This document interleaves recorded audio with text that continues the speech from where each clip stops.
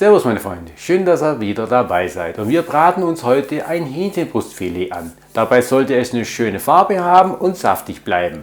Und wie man das macht, das zeige ich euch heute. Also wir fangen an und legen los. Auf geht's, viel Spaß! Ja, und zum Anbraten nehmen wir dann Butterschmalz, da wird der Geschmack nochmal besser. Und vom Hähnchenbrustfilet schneide ich dann das Teil ab, was nicht so gut und lecker aussieht. Aber keine Angst, das bekommt unsere Jessie dann. Natürlich im gekochten Zustand. Das ist natürlich auch der Grund, warum ich das natürlich ein bisschen großzügiger abschneide.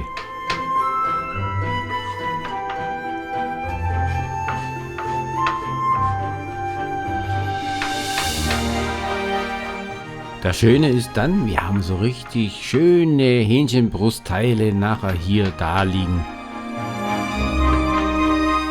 Also ich würze das Ganze schon vorher mit Salz und Pfeffer, mehr kommt da nicht ran. Und ich würze gleich beide Seiten.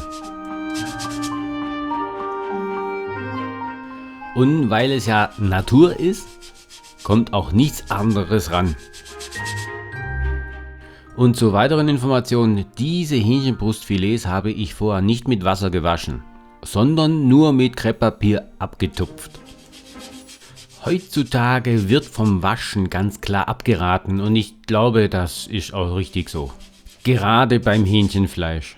Jetzt haben wir das Ganze schön gewürzt. Natürlich haben wir die Pfanne schon richtig kräftig vorgeheizt und dann ab damit in die Pfanne.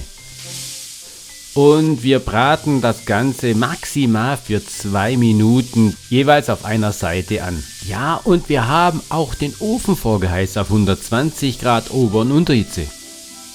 Denn nachdem diese Hähnchenbrustfilets richtig stark angebraten wurden, kommen sie in den Ofen für 25 Minuten.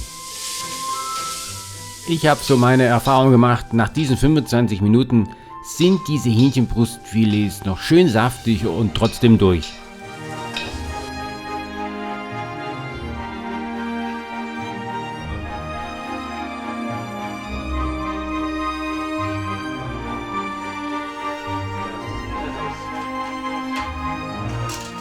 Nach der Zeit holen wir sie dann einfach raus, geben sie auf den Teller. Ja, und dann sollten wir sie natürlich gleich verspeisen, weil wir wollen ja nicht, dass sie abkühlen.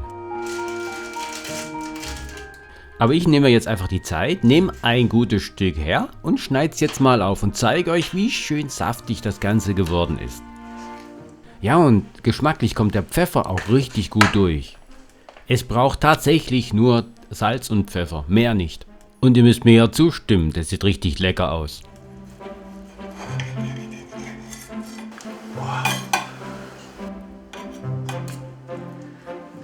Ja, so liebe ich Hähnchenbrustfilets. Nicht trocken, sondern saftig und lecker. Da gibt es kein Gemecker.